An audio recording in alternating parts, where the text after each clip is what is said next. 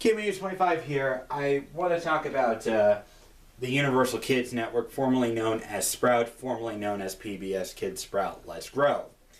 Well, I heard the news that someone mentioned that the Universal Kids Network is shutting down.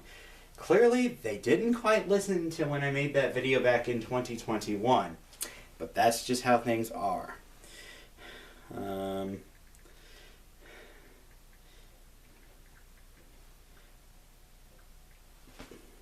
But, oh well. Due to streaming and stuff, what can we do? I remember when Universal Kids was the Sprout Network, and yeah, well, PBS Kids Sprout specifically. They had a bunch of great shows. The only bad show they had was Barney and Friends, but hey, it's much better than Cocomelon, I'll tell you that. The shows I remember they had were Pingu, Big Sister, Little Brother, James the Cat, Kipper, which they treated Kipper much better than Noggin did when Noggin became a preschool channel with Feet Faces the host. But that's just my opinion. They also had Angelina Ballerina. That's a good show.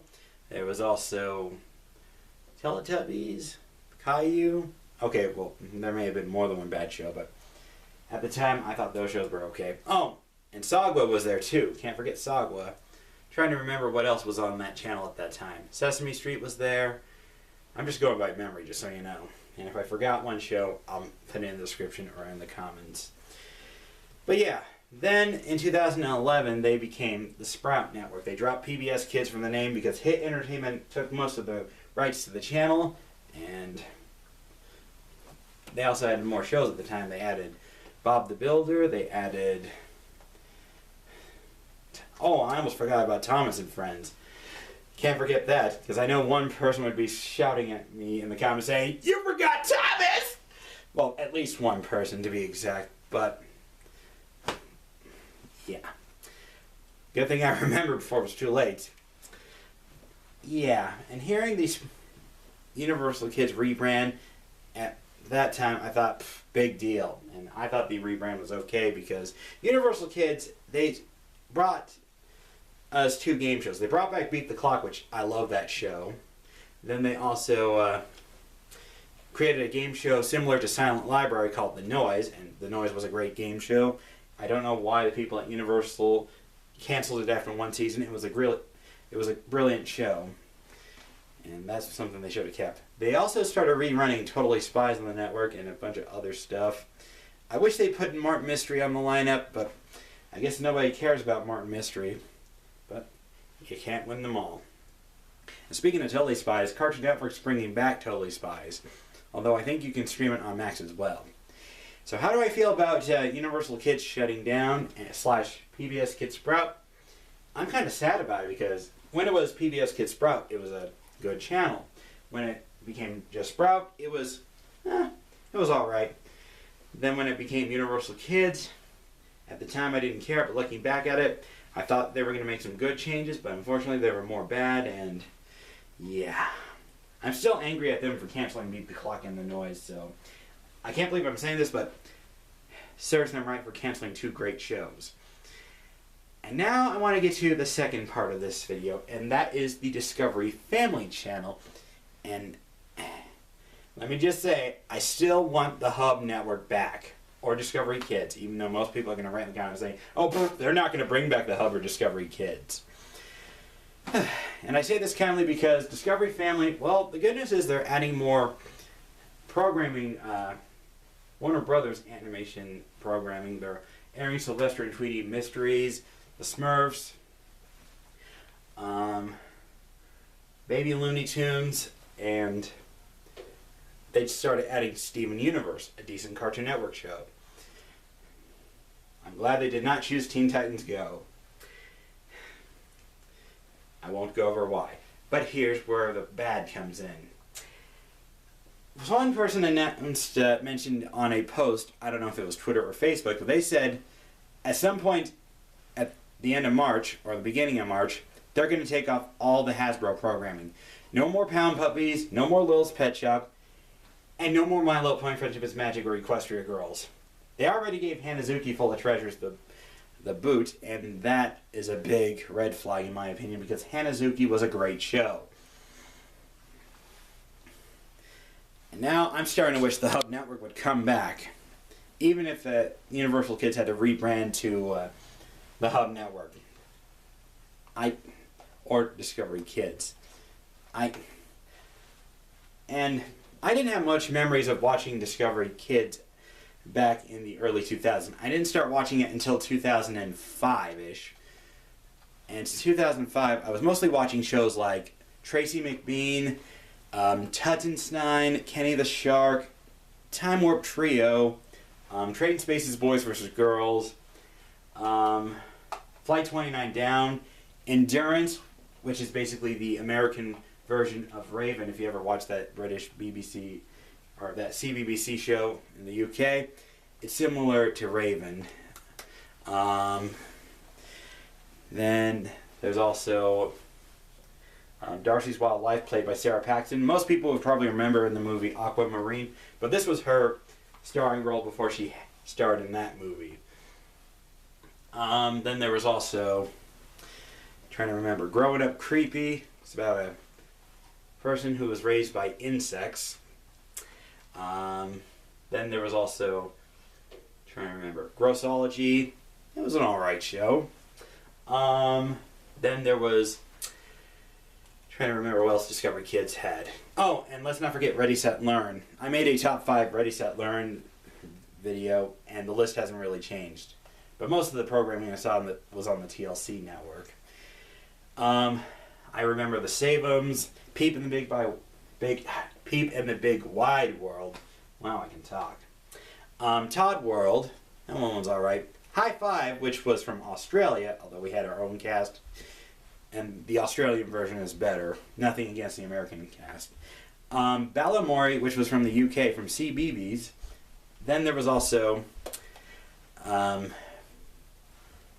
Magic School Bus, reran on Ready, Set, Learn. And trying to remember what else was on that block. Oh, can't forget Animal Jam and Brum. Brum is a classic. I find it interesting that Brum was on TLC and Discovery Kids instead of on PBS, because it was made by Ragdoll Productions, the same people who made Booba and Teletubbies. But, yeah. Then on October 10th, 2010, Discovery Kids rebranded to the Hub Network, which had more Hasbro programming. Stuff like game shows like Pictureka and Family Game Night. They also had Aquabats, or is it pronounced Aquabots? I don't know. It was that show about a family dressed up in blue suits. There was also Dan Versus, a show that deserved more than 2 seasons. Then there was also Transformers, aired on the Hub, although I watched more of it on Cartoon Network back in the day. They also aired the My Little Pony Friendship is Magic, which, shockingly enough, that show stuck around for 9 seasons, even after the Hub switched over to Discovery Family, which, that was a red flag in my opinion. And I still think my reaction with Nostalgia Critics smashing a Super Nintendo cartridge perfectly sums up how I felt about that rebrand. I even made a top 5 rebrands of the worst channel rebrands, and Discovery Family is still number 2 on that list. Games and Sports Channel is still number 1, if anyone's wondering. But I'll talk about that in another video. Other shows that the Hub had, they had The Game of Life with Street Smarts host Frank Nicotero.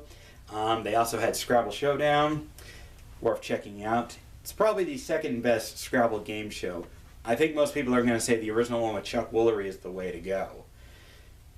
And I made a video about the one hosted by Raven Simone.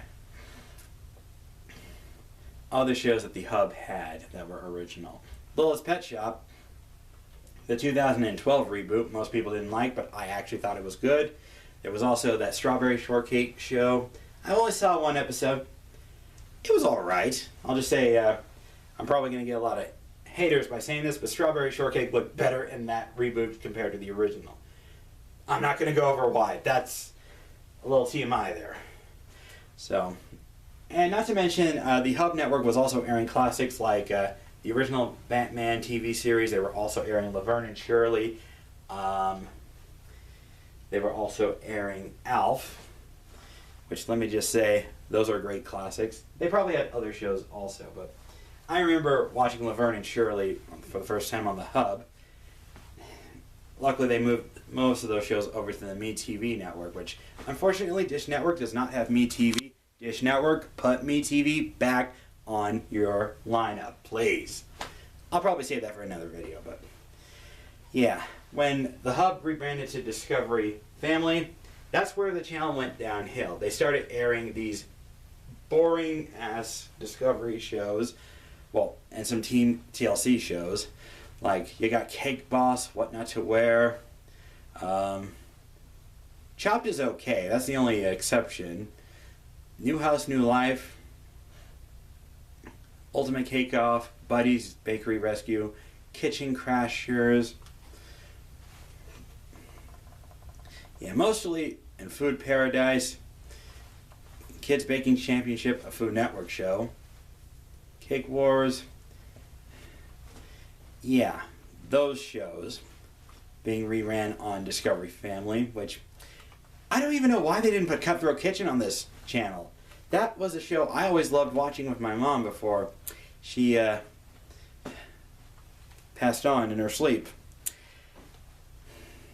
This is one of those shows that should have been on the network. Even though it only lasted like 8 seasons, it still deserves a longer run.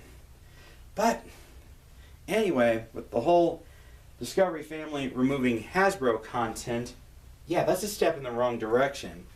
And this also means, probably, who knows, or maybe that's just a rumor, I don't know, but someone actually mentioned they were going to stop that programming last year, and they still aired it. And every New Year's Eve or Christmas Eve, they always had this Party with the Ponies marathon. And I always loved to joke about the title card because they always leave one of the members of the main 6 out of the picture. So maybe I'll look up the screenshots for years and see who gets left out, and I'll do a joke about it in another video if you guys are interested in that. But other than that, goodbye Universal Kids / Sprout. Discovery Family, get your heads out of the gutter, please. Or better yet, Hasbro, if you're watching this, I think it's time you make your own channel once again. It doesn't matter whether it's cable. Heck, make a Pluto TV channel. That would be worth checking out. I would watch the Hasbro channel on Pluto TV. But other than that, yeah, I'm not happy about the Discovery Family thinking about dropping Hasbro programming. It's okay keeping the Warner Brothers programming. That's a step in the right direction. But keeping this Discovery TLC garbage, they need to go back to their respective channels where they belong. That's my rant and a tribute to both channels. I have nothing else to say here. Thanks for watching. This is CuteMimi25 signing off. It's going to be a sad day when Discovery Family pulls the plug on Hasbro content.